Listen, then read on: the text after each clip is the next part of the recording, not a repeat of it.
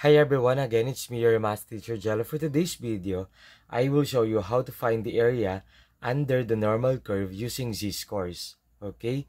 So, dito guys, kailangan muna natin yung standard normal curve na table.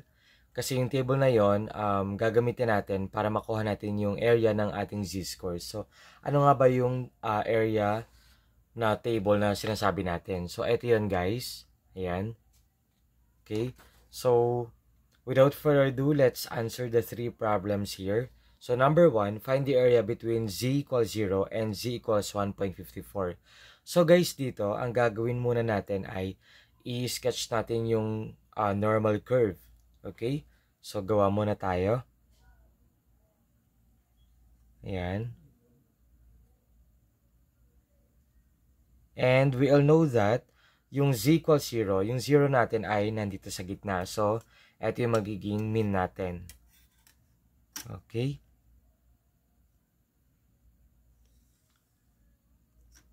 Ayan. And then, so nandito yung mean natin or yung 0 natin. And then, 1.54 ay, since that is positive, so it is somewhere to the right of 0. So, meaning dito yon. So, approximation, yung 1.54 natin ay nandito siya guys. So, 1.54 yan.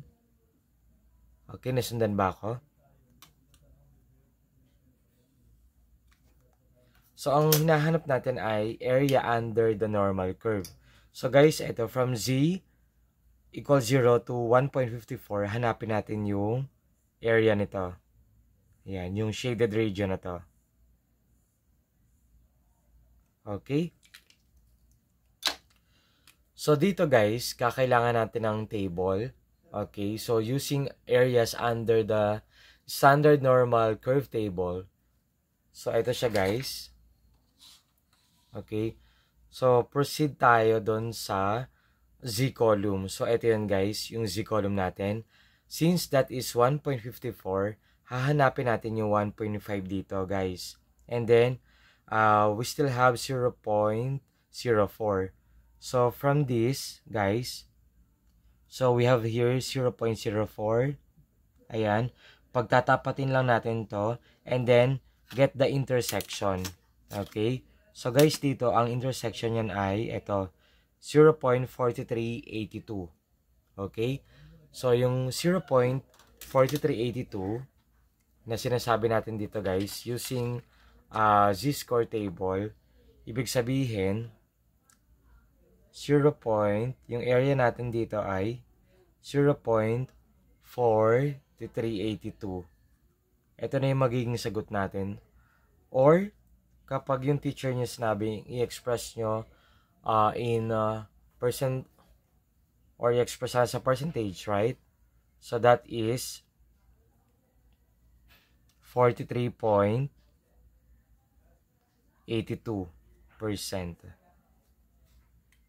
Okay? So, that's the answer for number 1. Okay, now let's answer number 2. So, ganun lang kasimple guys. Okay. Same procedure as we did sa example number 1 natin. First, we will sketch the normal curve. Okay? So, gawa muna tayo ng normal curve dito guys.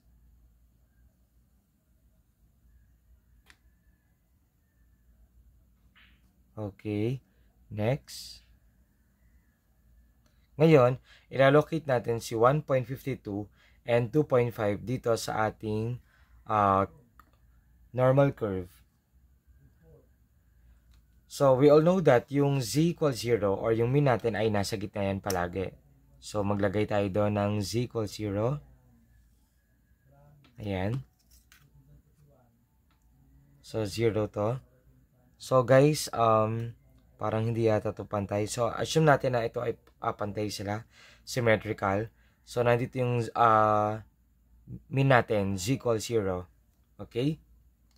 So, 1.52, guys, ipa-plot natin yan dito. So, halimbawa, ito yung 1.52. Approximation, 1.52. And, we have 2.5. So, halimbawa, nandito yung 2.5. Ayan. So guys, dito, kukunin natin yung area between 1.52 hanggang 2.5. So hanggang dito siya. Yan. Para hindi kayo malito guys, ang gawin natin dyan, i-shade natin yung part na to. Yan. Kasi ito yung pinapahanap na area. Itong region na to. Okay? Sabi kasi sa given, between 1.52 and 2.5. So, ito lang siya. So, ito yon guys. Ito yung pinapahanap sa atin. Gets? And, we'll know that, ito yung area natin at area 1. Okay? So, ito yung hanapin natin na area. And, ito guys, ay yung area 2 natin. Yan. Okay. So, let A be the area between z equals 1.52 and z equals 2.5. So, guys, much better na isulat ko para hindi tayo marito. So, let A be the area of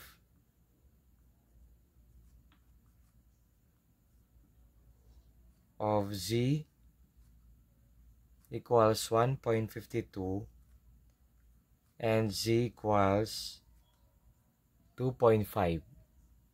Okay? And then, yung area 1 natin guys,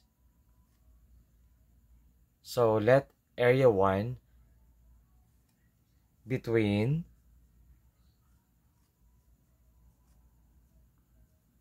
ayan, z equals 0, ito yun guys, and z equals 1.52. Okay? And then, dito guys, yung area to natin dito, okay, ito yun. So, between 0 and 2.5. So, kasi pinapahanap natin to guys. So, between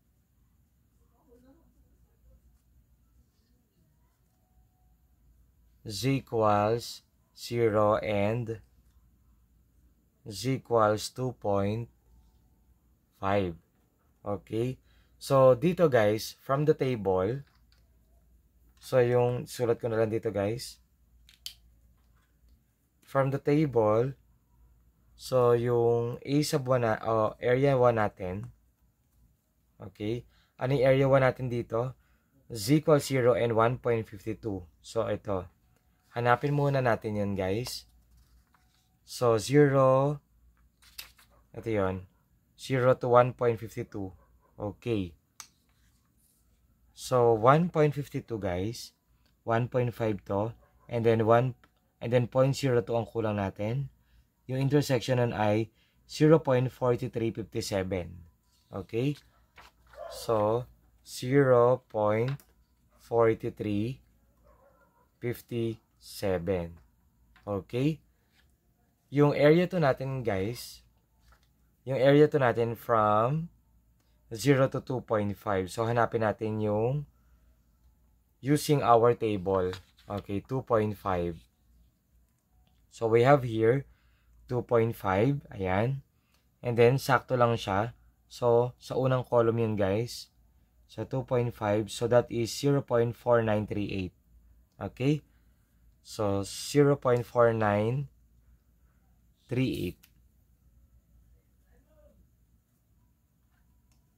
So, sulat muna natin dito.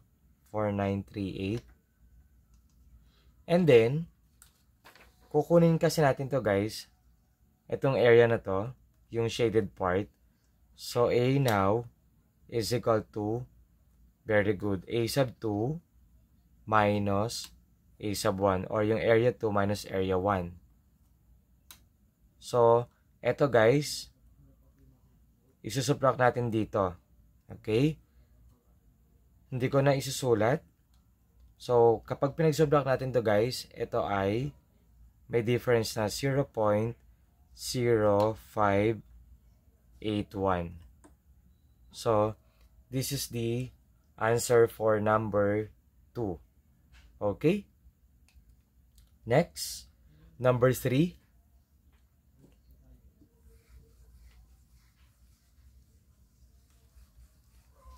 So, ganun lang kasimple guys. So, for number 3, same procedure lang ang ginawa natin sa example number 1 and number 2. Okay, mag-sketch tayo ng normal curve. Okay? So, gawa muna tayo. Ayan.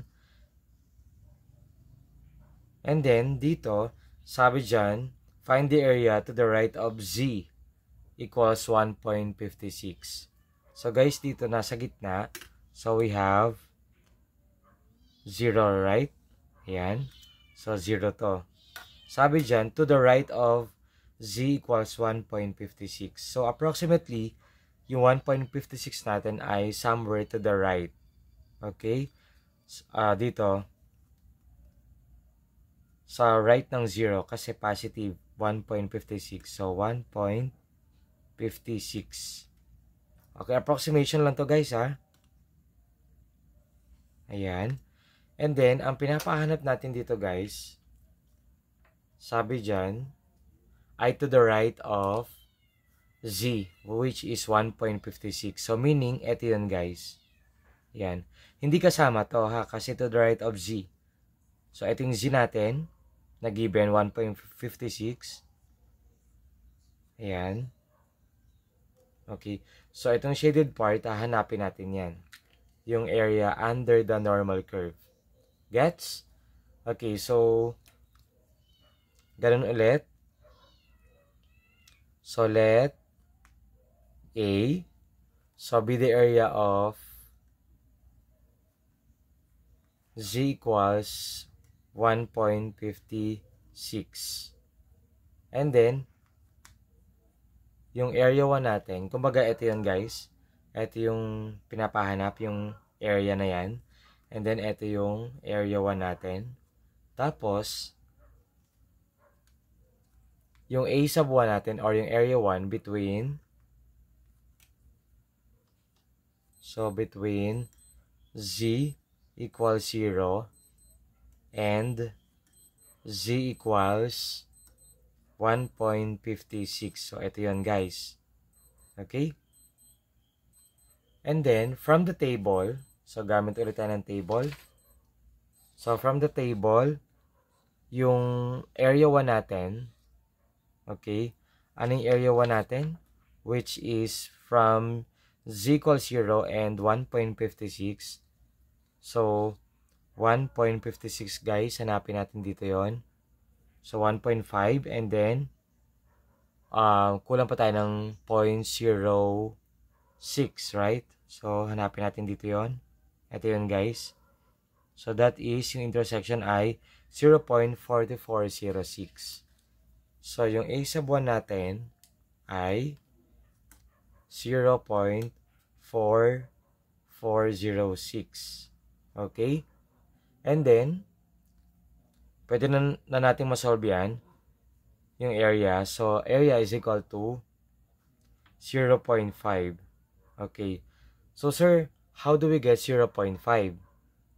So, guys, dito kung mapapansin natin, eto, ayan.